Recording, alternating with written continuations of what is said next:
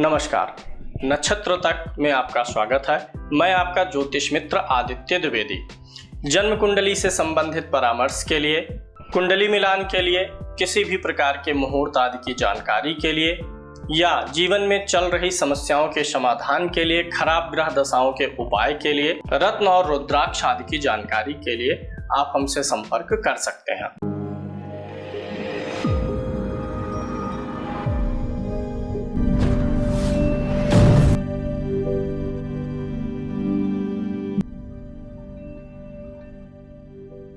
संस्थान में अब आपको ज्योतिष का कोर्स भी मिल जाएगा। इसके लिए आप हमारा ऐप नक्षत्र तक गूगल प्ले स्टोर से डाउनलोड कर लीजिए। इस कोर्स में आप ज्योतिष के ए से शुरू करके जेड तक जा सकते हैं, यानी बेसिक से एडवांस तक के सारे आपको लेसन स्टेप बाय स्टेप मिलते हैं, जो कि एक क्रमबद्ध तरीके से होते हैं, जहां ज्योतिष के PDF नोट्स भी आपको मिलते हैं और लाइव क्लासेस की रिकॉर्डिंग भी मिलती है। डाउट्स वगैरह के लिए भी वीडियोस आपको मिलते हैं। जूम क्लास से लाइव जोड़ करके मैं आप लोगों के शंकाओं का समाधान भी करता हूं।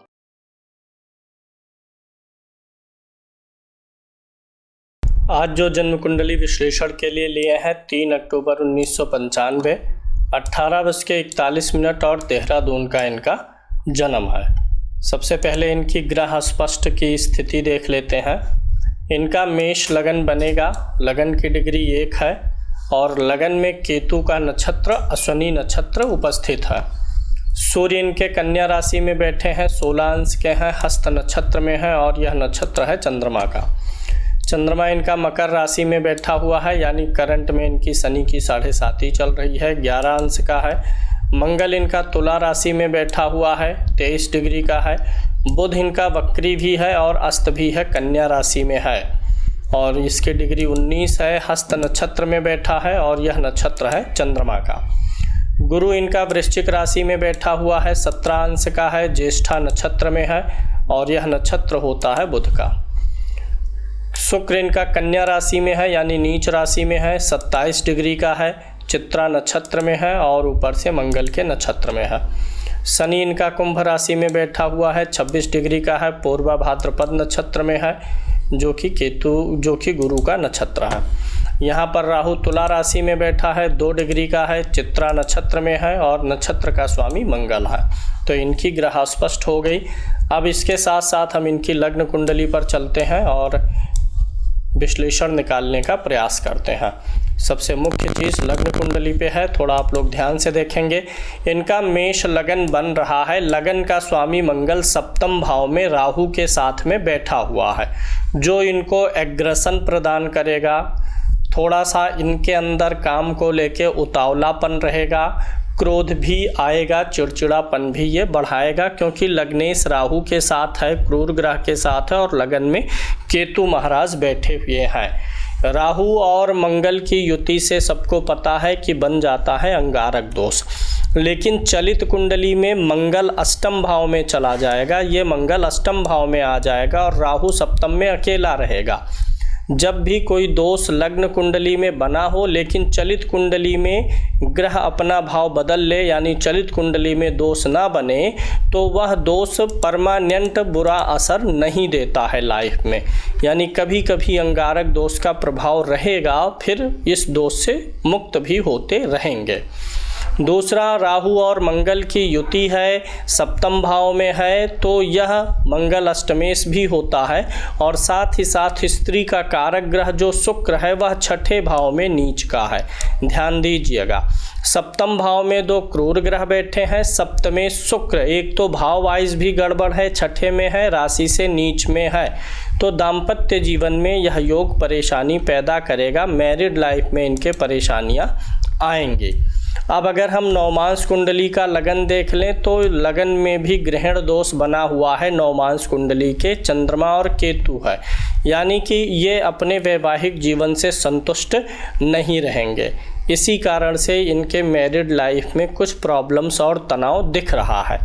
चूँकि मंगल राहु के साथ है, शुक्र नीच का है, तो अरेंज मैरिज के ही योग बनेंगे। विवाह में थोड़ा सा समय भी इनके लगेगा।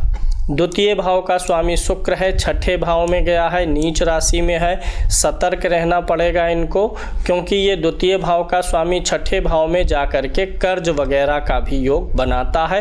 कर्ज लेने से इनको बचना चाहिए, सावधानी रखनी चाहिए। नवमांश कुंडली में भी देखिए शुक्र नीच का है, लग्न नवमांश दोनों कुंडलियों में नीच का जा रहा है, तो शुक्र कुछ ज़्यादा ही पीड़ित नज़र आ रहा है। शुक्र ग्रह की वस्तुओं का दान इनको निरंतर करते रहना चाहिए। सूर्य और बुध की युति बनी हुई है, बुध जिसमें अस्त है। बुध इस कुंडली में तृतीय भाव और छठे भाव का स्वामी है, तो बुध का अस्त होकर के बहुत बुरा प्रभाव तो नहीं बनेगा, क्योंकि बुध दो अशुभ भावों का स्वामी बना हुआ है। सूर्य इनका पंचमेश हो करके छठे में बैठा है और संतान का कारक गुरु भी अष्टम में है। संतान भाव पर शनि की दृष्टि है, तो नेगेटिव पॉइंट्स यहाँ भी बन रहे हैं। एक तो भावेश का छठवें भाव में जाना, संतान का कारक गुरु का अष्टम में होना, और संतान भाव पर शनि की दृष्टि है। और कैसी दृष्टि है, यहाँ सूर्य की राशि को देख रहा है, यानी शत्रु के घर को, तो संतान में भी देरी के संयोग इनके बनेंगे, संतान भी देर से इनको प्राप्त होगी। अब अगर किसी कुंडली में शुक्र नीच का हो तो ऐसे व्यक्ति के लिए स्त्रियां बहुत लकी नहीं होती हैं, स्त्रियों से थोड़ी सी सावधानी इनको बना के रखना होगा। किसी स्त्री पर अत्यधिक भरोसा करने लायक नहीं है। अष्टम में गुरु बैठा हुआ है जो आयु को लंबी करेगा। मकर राशि है, शनि की 7.5 चल रही है। शनि महाराज अभी इस समय कुंभ में गोचर कर रहे हैं और इनकी कुंडली में भी कुंभ में बैठे हुए हैं। इस हिसाब से शनि वर्तमान समय में इनकी आमदनी बढ़ाने का प्रयास करेंगे। आमदनी और कैरियर के बारे में इनकी चिंताएं बढ़ेंगी और कुछ न कुछ सेटलमेंट बनता हुआ नज़र आ रहा है। अब यहाँ पर देखिए गुरु और शनि एक दूसरे से केंद्र में है। गुरु यहाँ है, शनि यहाँ है। गुरु से शनि चतुर्थ भाव में है। गुरु शनि केंद्रीय प्रभाव में हो तो जातक LLB वगैरह लॉ के फील्ड में काम कर लेता है, तो ये योग यहाँ पे बना हुआ है। शनि कर्म भाव का स्वामी होकर के लाभ भाव में भी है, तो इसलिए भी इन्होंने वकालत की पढ़ाई की है, लेकिन वकालत की पढ़ाई के क्षेत्र में कैरियर बनता हुआ नज़र कम आ रहा है। इनका जो बुधादित्य योग बना है, शुक्र भी सूर्य के साथ में है, तो पिता के साथ कमीशन से जुड़ा हुआ काम ये कर सकते हैं। कमीशन वाला काम इनके लिए एक तो ठीक रहने वाला है। और जहाँ तक प्रॉपर्टी का सवाल है तो मंगल और शनि की युति से प्रॉपर्टी और ऐसे कोई काम जो अग्नि और बिजली से चलते हों उसमें भी व्यक्ति को लाभ होने की गुंजाइश रहती है। सूर्य चूँकि इनका छठे भाव में है और यह नीचाभिलाषी है, कन्या राशि में है, तुला राशि पे जाएगा तो नीच का हो जाएगा। यहाँ पर सूर्य नीचाभिलाषी है, शुक्र नीच का ही है। बहुत अत्यधिक मान सम्मान यश प्रसिद्धि पाने का योग नहीं बन पाएगा। सूर्य अच्छा होना चाहिए लंबे समय के लिए और बड़ी अच्छी या लंबी ख्याति पाने के लिए। हालांकि मंगल की दृष्टि है दशम भाव पर। मंगल और सूर्य का प्रभाव अगर दशम भाव पर होता है तो व्यक्ति सोशल मीडिया के माध्यम से प्रसिद्ध हो सकता है, लेकिन बहुत अधिक प्रसिद्धि भी नहीं मिलेगी, क्योंकि मंगल की दृष्टि है, सिर्फ यही अकेले मदद करेगी। सूर्य उतने अधिक प्रसिद्ध या फेमस होने का योग नहीं बना रहा है। फिलहाल फिर भी मंगल इनको कुछ उचित परिणाम इस मामले में दे देगा। चूँकि आप देख रहे हैं इनका जो लगन है मेष लगन है, अग्नि तत्व की राशि यहाँ पर है, अग्नि तत्व का ग्रह मंगल देख भी रहा है। तो अगर लगन में अग्नि तत्व की राशि होती है तो व्यक्ति दुबले पतले रहते हैं। अगर पृथ्वी तत्व की राशि रहती है तो व्यक्ति थोड़ा सा मोटा रहेगा, मतलब मोटा नहीं रहेगा, दुबले पतला नहीं रहेगा, लेकिन शरीर ठोस रहेगी।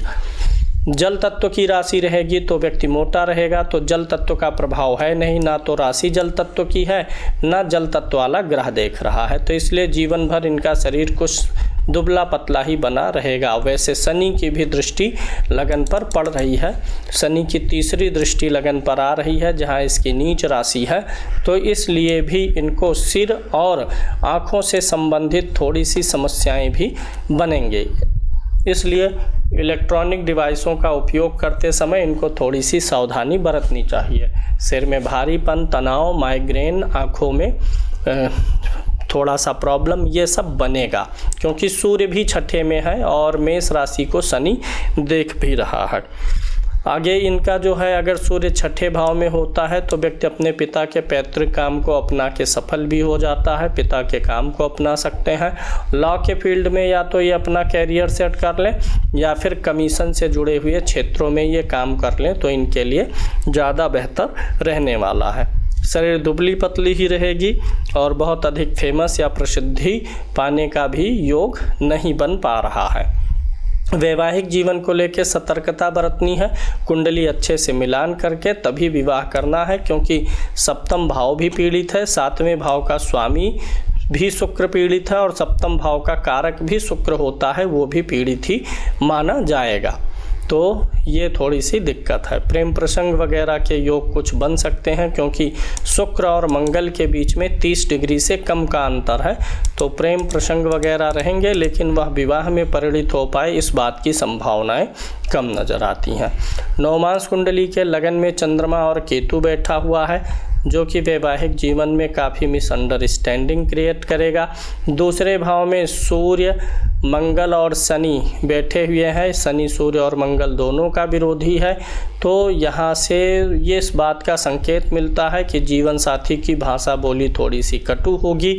जीवन साथी जो है 3 नंबर की गिनती बैठा हुआ है बुध, तृतीय भाव में नवमांश के, व्यवहारशील क्रियाशील रहेगी, पढ़ी लिखी और आधुनिक जो है टेक्नोलॉजी को जानने वाली रहेगी। शुक्र छठे भाव में नीच का होकर के बैठा हुआ है और नवमांश कुंडली के अनुसार अगर शुक्र छठे भाव में नीच का हो तो ऐसी स्त्री बहुत अधिक भोग और विलास की कामना नहीं करती है। गुरु भाग्य भाव में स्वागृही होकर के बैठा है तो इनकी पत्नी का भाग्य अच्छा रहेगा, धार्मिक स्वभाव की रहेंगी।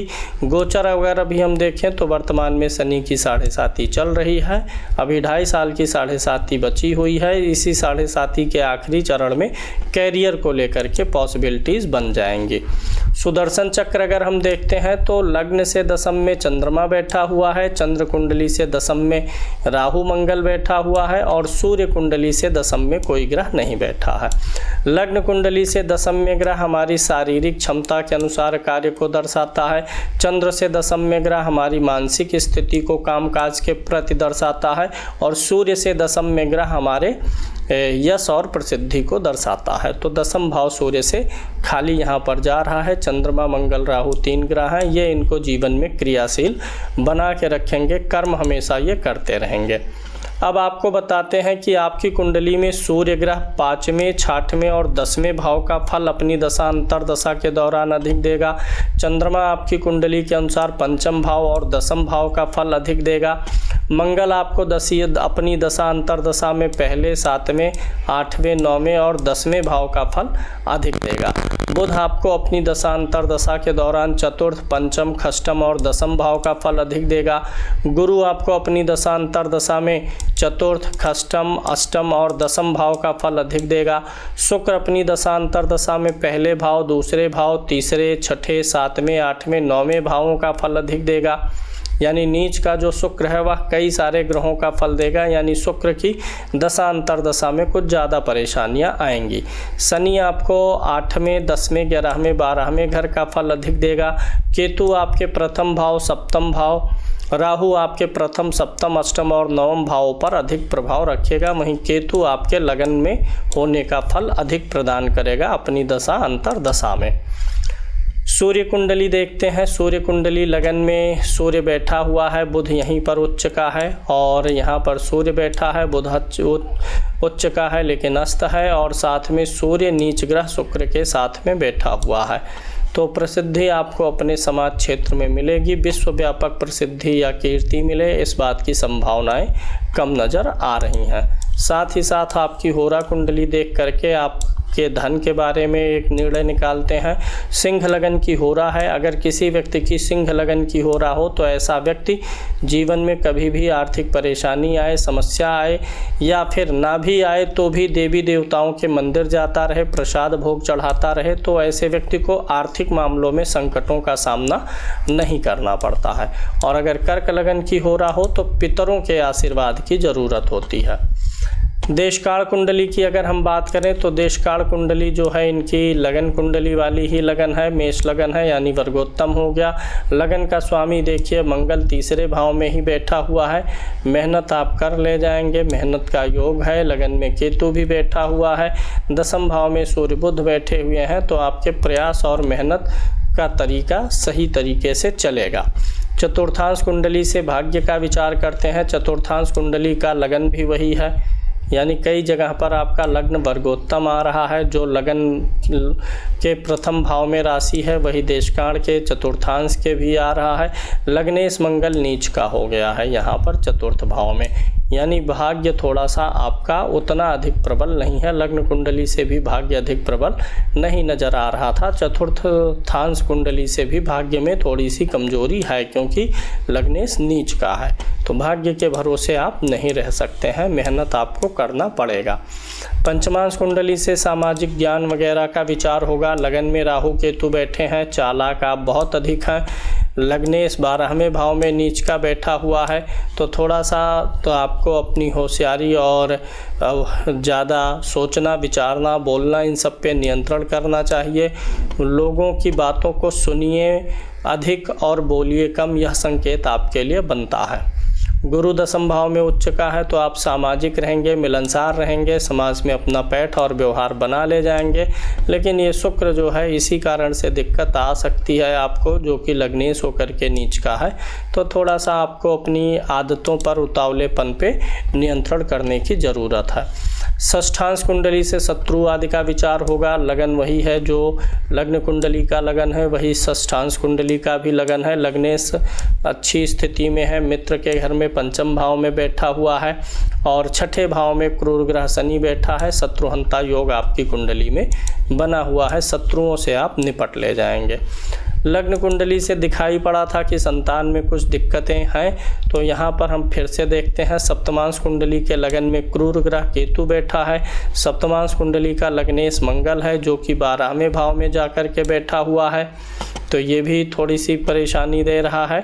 और सप्तमांश कुंडली के पंचम भाव में गुरु और शनि की युति बनी हुई है, यानी संतान होने का संकेत मिल रहा है। थोड़ा सा समय और देरी लगेगा, लेकिन संतान होगी। अष्टमांश कुंडली से आयु का विचार होता है। यहाँ भी आपकी कुंडली वर्गोत्तम आ रही है। ज़्यादातर वर्ग कुंडलियाँ आपकी मेष लगन की हैं, यानी मंगल को आप जितना अच्छा करेंगे आपको सभी वर्ग कुंडलियों का प्रभाव उतना ही अच्छा मिलेगा। लग्नेश मंगल सप्तम भाव में बैठा हुआ है, जहाँ से वो लगन पे दृष्टि भी डाल रहा है। गुरु भी उसके सामने बैठा हुआ है, यानी अष्टमांश कुंडली आपकी अच्छी है। लगन में ऐसे ग्रह बैठे हैं, 3 ग्रह राहु केतु गुरु, जो कि लंबे समय तक एक राशि पर गोचर करते हैं। लंबे समय तक गोचर करने वाला ग्रह लगन में हो, अष्टम भाव में हो अष्टमांश कुंडली के, तो आयु वृद्धि होती है। तो आयु आपकी ठीक दिखाई दे रही है, आयु को लेकर समस्याएं नहीं बनेंगी।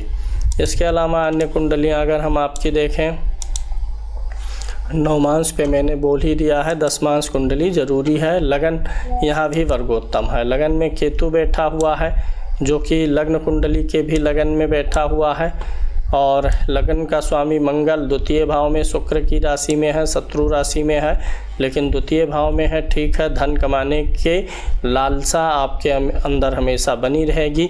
अब यहाँ पर देखिए दसमांश कुंडली में सूर्य नीच का है, तो इसीलिए उतनी अच्छी प्रसिद्धि नहीं मिलेगी।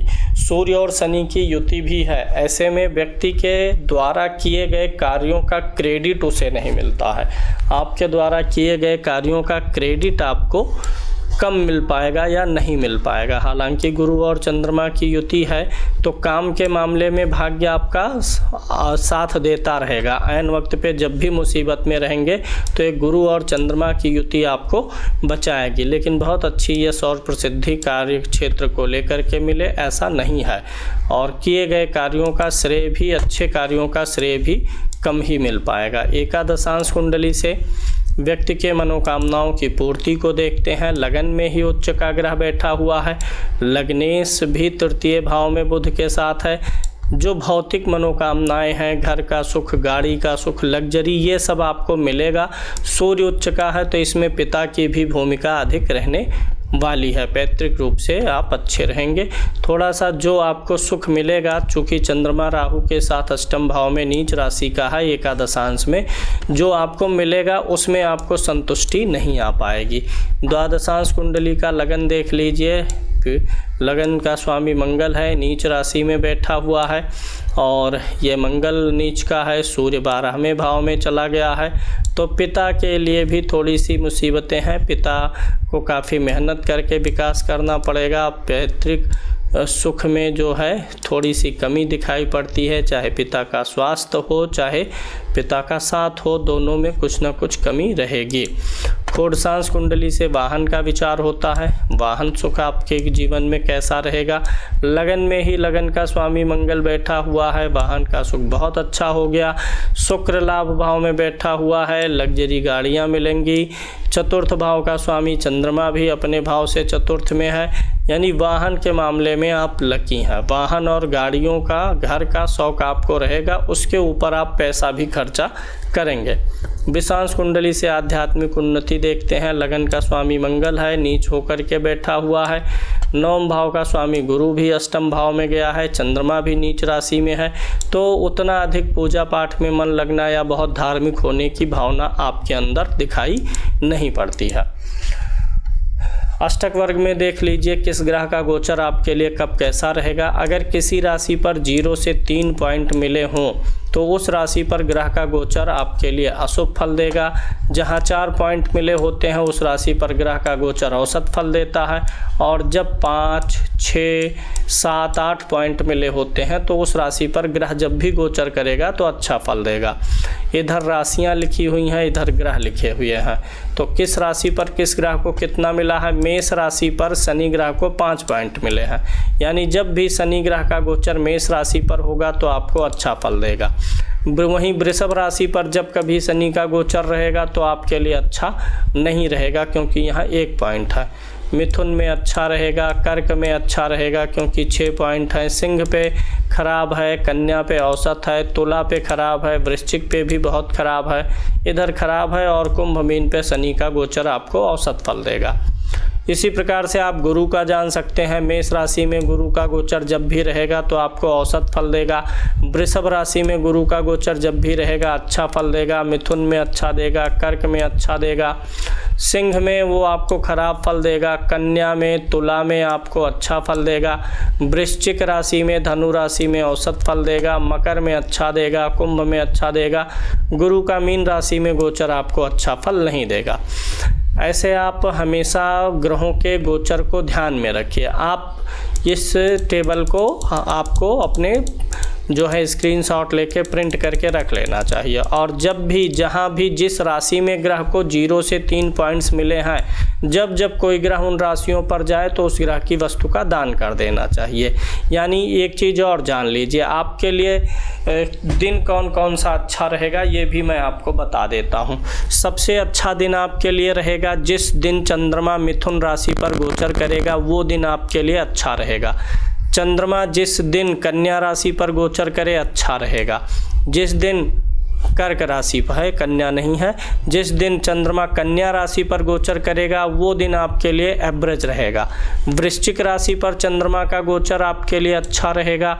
धनु राशि पर अच्छा रहेगा, इधर धनु राशि है ना, और इधर मीन राशि। यानी जिन जिन राशियों पर चंद्रमा को अच्छे पॉइंट्स मिले हैं वो दिन आपके लिए काफ़ी अच्छे रहेंगे।